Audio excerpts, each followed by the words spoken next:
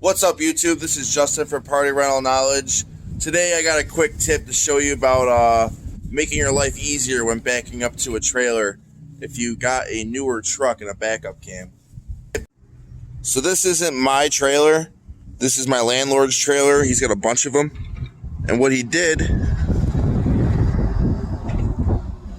is he actually spray painted the front of all of them because he's got newer trucks, and he'll back up to the trailer and it's easier to see them at night with the white, where it's less easy to see with the black.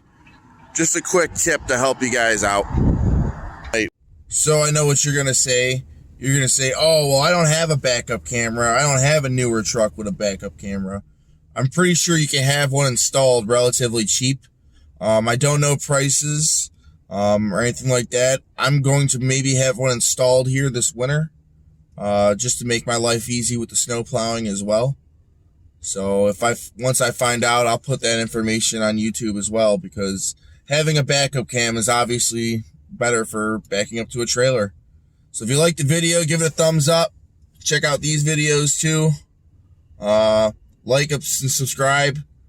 Keep forgetting where the camera is on my phone, but have a great day, everybody.